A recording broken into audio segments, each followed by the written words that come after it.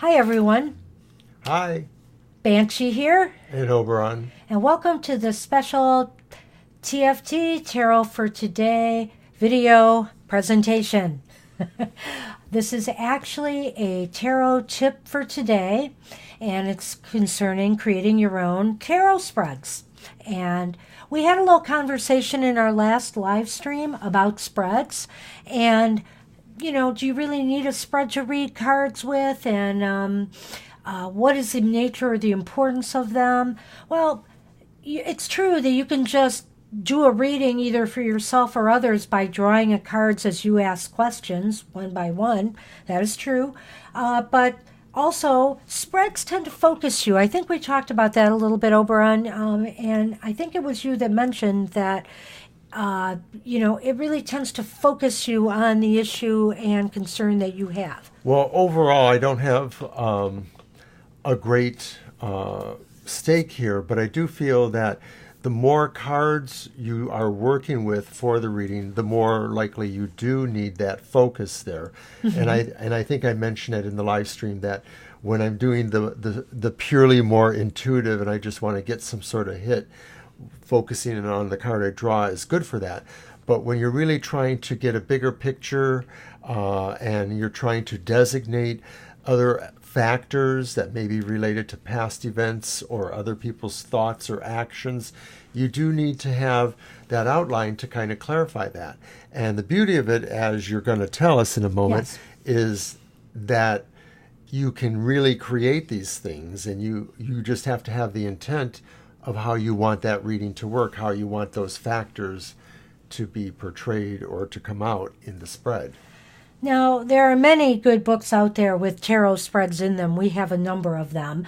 But over time, I began to create my own and use them for a variety of purposes. And so today, I'm going to share a spread with you, and also just to give you an idea of how spreads can be created. First off, one thing you want to consider is, what questions you may have. Think about the questions you have that, you want answers to. And also think about the theme and the topic. Maybe there's a particular shape, or thing that would be important. Let's say if it's about a move or travel, you could put it in the shape of a car or a boat, just to show that you're moving on. The spread shape often can put you in that frame of mind that you need to be in to formulate your spread. So I devised this one spread as a great example of how elaborate you can be. And remember, spreads can be really short or they can be very elaborate. This is a 9-card spread I created years ago, and it's called the Tempest Spread, and it was created in memory of Tempest Smith, a little girl who committed suicide because she was being bullied in school. And the reason I created this spread, it's a conflict resolution spread, and I did it in her honor because there was a foundation in her name after she passed away that her mother had created to kind of work on issues of bullying and trying to stop them in schools and work on ways that children can get along better and resolve their conflicts peaceably. So I came up with a spread called the Tempest Spread, created in memory of her, and it's on conflict resolution. Now, it's really ironic that I'm doing it this time because I created it kind of like a whirlwind spiral, similar to a hurricane, or shall we say, a tempest. And of course we have a hurricane warning or watches going on right now in our southeast. So let me have him hold that up a minute in front of the camera.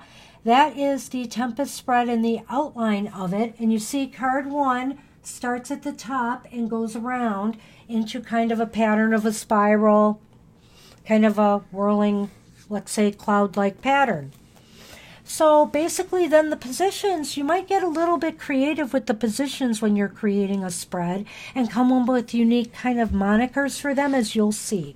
Now, I laid out cards in the spread down here. I'm not going to show you that today. We don't have a lot of elaborate camera setups today because, like I said, this is just a video to give you some tips and ideas, possibly if you're interested in creating your own spread. And in the future, I think we'll be coming up with some more video tips for you. So don't expect them every day, but this is a special tip for today. So card number 1 in the spread is called Naming the Storm. And the position is basically the issues concerning the nature of the conflict between the individuals or groups involved. And what do we have? Oh my. Somebody's not happy in the group, I would say. Perhaps somebody is unhappy because they feel they're never getting what they want. That it's always somebody else getting their way and they're not getting what they feel they want. The Nine of Cups reversed. Or need. Yes, the Nine of Cups reversed. Right, and that does sort of also indicate, too, that the type of personality could be one that even when they do get more of what they want, they're not satisfied or they're not able to utilize the gift that they're given. Right. So card 2 is what the storm lays bare, what it reveals.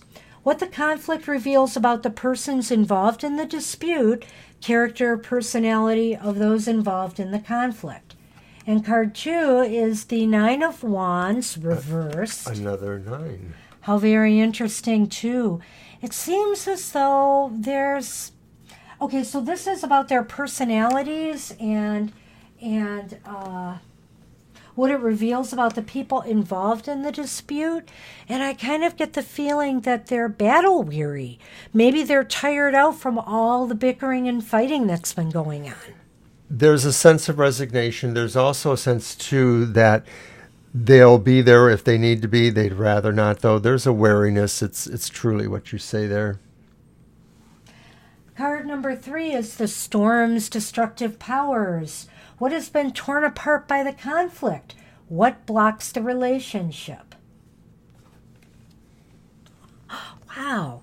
And honestly, I shuffled these randomly. He was sitting next to me and knows it's the Ten of Wands upright.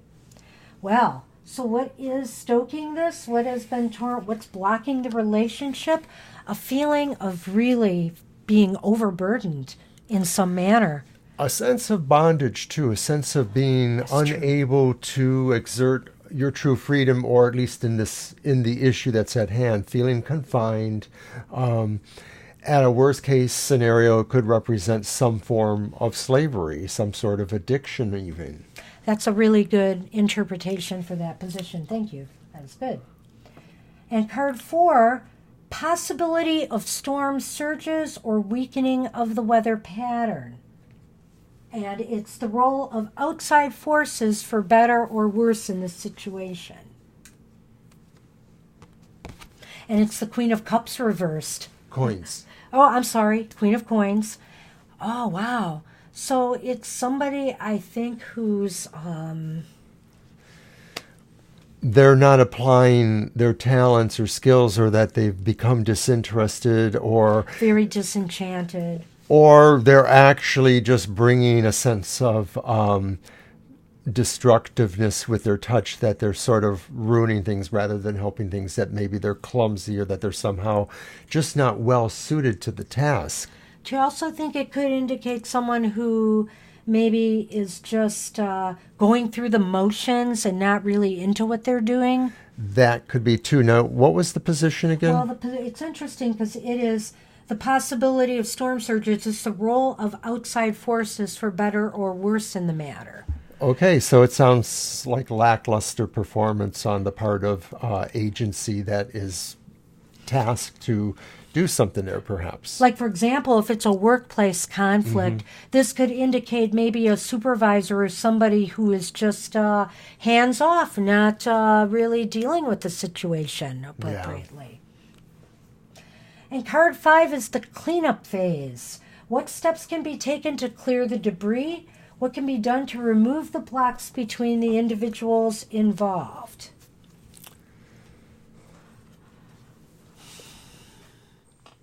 Well, that's an interesting card reversed in this position. So what steps can be taken to remove the blocks between the individuals involved? Would it be maybe to... be wary of some bad choices, I guess, number one. Exactly. To be careful of what they're saying and doing. Maybe that they need to really look within at their own behavior in this Right. matter. I mean, it is about the battle of vice and virtue, and that it is probably better to consider being on the right side of things rather than necessarily not. And of course, that goes into the grounds of ethics and judgmentalness a little bit. Yes. And that's something that everybody has to interpret for themselves, I believe. But it's right, you know Very it. good. So rebuilding demolition phase. What is left to rebuild upon? What positive elements, if any, remain? Oh my goodness, now I had said the other one was the Queen of Cups, but now we really got the Queen of Cups. Also reversed. So basically, what is left to rebuild upon? What positive elements remain? And here you have a somewhat negative card. So this gets challenging as how you read a negative card in a position where you're hoping for something positive. Well, I would say that maybe somebody will realize, that they have been... Maybe people will begin to realize they've been acting out of emotion rather than, reason. I still feel that maybe it just serves as a warning of a sort of parable lesson or something like that, to watch for your own personal sense of indifference or letting yourself be distracted or seeking something else shinier, to distract you, kind of thing. That's not the quality that you need. Well, remember, this position was what positive elements remain, if any. So maybe there are no positive elements. Maybe this has turned people really, this has turned the whole thing into an emotional powder keg. Well, you often say that I try to soft sell those things, but it could also, in my opinion, just the way I look at it, it could be saying to really look for that quality within yourself, that's what remains, is still the ability to have a level of discernment. Lay down, baby. We've got 2 cats on the table, but Sonny's decided to come into view. It's all right, son. Okay. So card number 7, I got to get my other sheet. And move his tail. Is laying the groundwork, rebuilding, starting all over. What are the potential benefits and pitfalls of continuing this relationship? And sometimes you have no choice. You're stuck if you're in a workplace or things like that, unless you're going to leave. So what are the benefits and pitfalls of moving forward between these people? Well, let's just say it's going to be more pitfalls. It's the 10 of... Save your glass from the cat. We almost had a dump on the 10 table. of Cups reversed. And that's indicating to me there's a lot of pitfalls remaining in this particular relationship. Rebuilding is not going to come easy. And again, it's a cup card. We have a few cup cards in this reading, 3 of them to be exact. And I think that we've also some doubles of numbers and suits, 2 queens and 2 nines. It's true. Emotions seem to dominate, 2 though. 10s. Yeah. And to some degree, there's a sense of balance in these cards because, first of all, the 9 is balanced this way and that way with that one in between. It's really interesting. And then this one is on this side and that one's on that side, those 2 10s. And then the queens are balanced between the lovers reversed. So to me, even though the reading positions have their own logic or discretion, these also just sort of sing to me symbolically, to forces of power that are maybe perverted or not applying correctly, and that the question in between is that sense of, are we thinking about choosing vice or virtue? So a slight observation. Very awesome. And I like the way this reading is coming together, even though it does have some negative connotations. Not all conflicts can be erased. We always try to work for conflict resolution, but sometimes, it's like in chemistry. Some chemicals you should never mix together. Well, some people can't get along. This isn't the first time that me or you have made this observation about the layout on its own terms, not in terms of its positions. And that itself will probably be the subject of further discussion on a tarot tip. Yes, that would be because we both have feelings about when doubles or triples or more of certain numbers or Numerology suits or cards. things show up. They do add some other layer or of level meaning. of understanding to the reading. Yes, very true. And I'm going to get into a little numerology in a moment, too, and Sure. I end the spread to explain something else with my spread design. So I didn't get here. to say anything about the Ten of I'm Cups, sorry. did well, I? No, you didn't. What Do was you the have position again? Well, as I've said, that is the position of what are the benefits or pitfalls of continuing this relationship. Well, clearly with the card reversed, it looks like a pitfall. It sort of has a sense of something really, the traditional meaning, I guess, is something that really just perhaps was nice at one time, but now is not. Right. Something that changes. A picture of love that is shattered somehow. Okay, card number 8 is strengthening structures to withstand future storms. What goals, objectives should both sides apply their energy towards in the next 3 months? Wow. Wow. The Ace of Cups. And especially following on the last card. Yeah. So it is saying that what should be focused on is regaining the picture of love, regaining the movement towards finding what is loving in your life. And it's very strongly emphasized by the Ace of Cups. All you need is love. Love. Love is all you need. Well, it's saying maybe try, if there's any way to let some bygones be bygones here, to start fresh, have an agreement to have a clean slate and start fresh and see where it takes you. And final card number 9, is the Eye Before the Next Storm. And it is the Six of Cups reversed. This is very interesting to me. So this means final resolution to the conflict, how the conflict resolves itself or not. And what I think the problem in this particular reading is, according to what I see with the Six of Wands, is they can't let go of the past hurts and memories. So the resolution is really learning how to let go of the over sentimentality or the over nostalgia, because that's what that card means, is sort of being mired there, sort of being stuck there in the past, whether you're stuck because of how you thought it was and how you felt it made you feel, or whether you're stuck there because you thought it was bad. I mean, you can be stuck in the past of good feelings because you're always evaluating the present to that and saying, nothing will ever be like the old days. And it's true, nothing ever will. But you can't change such structural conflicts or changes of disposition between people in the environment without letting go of some stuff. And that may be what the factor is here, is letting go of an emotionality that's attached to this situation, but is rooted in feelings about the past, about how it was done. Right.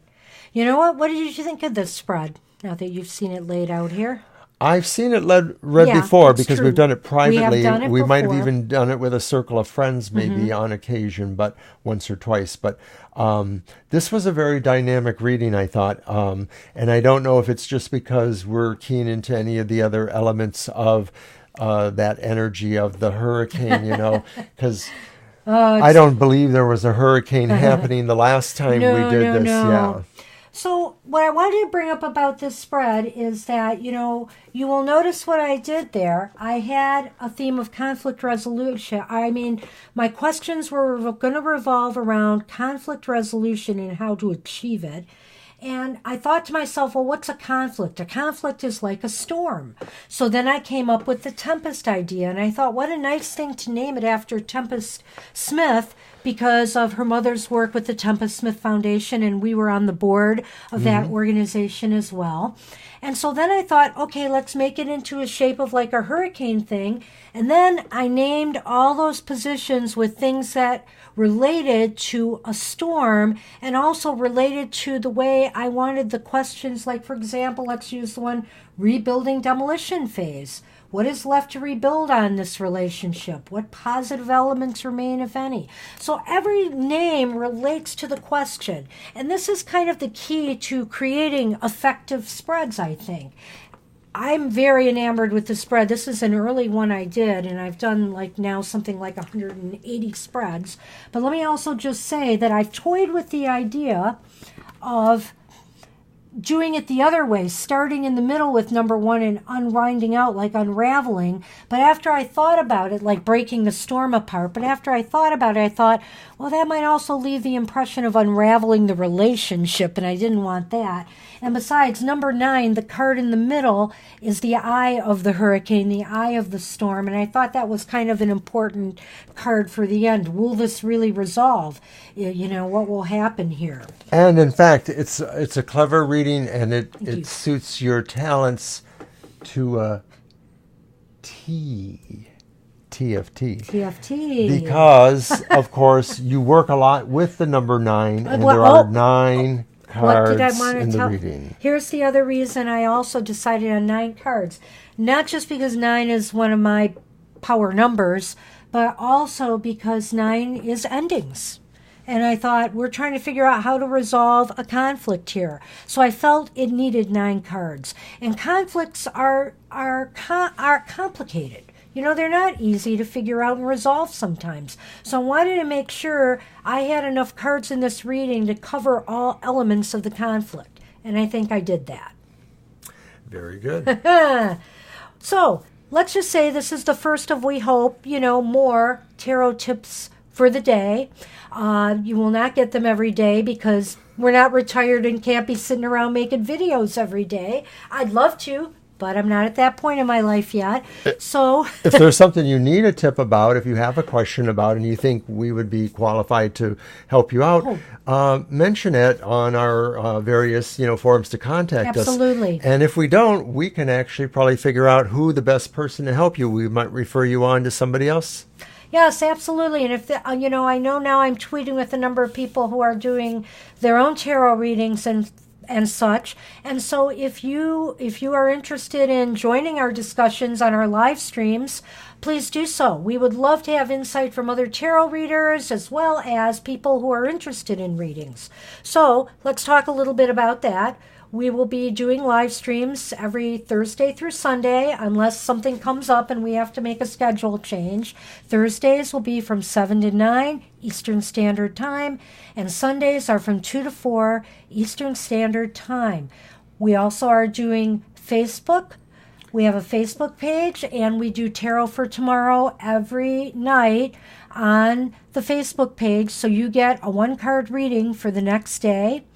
And that also ends up getting over to Twitter. We put a little tweet for tomorrow to try to encourage you to come to our Facebook page and read the full, interpretation for that card. Anything... You can also leave us a message at our TFT Tarot for Today Facebook page. There is an inbox there to leave a message. Yes. You can write us for questions at TFT Tarot for Tomorrow, one word, at gmail.com. That's Tarot for Today, not Tarot for Tomorrow. You said tomorrow. Oh, I'm sorry. That's okay.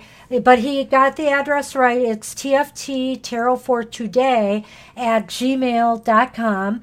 We'll be happy to answer your questions or collaborate further with other tarot practitioners out there who just want to talk. We're here for you. Alrighty. All right, so stay tuned for our live stream, and it was good seeing you again. Take care. Signing out.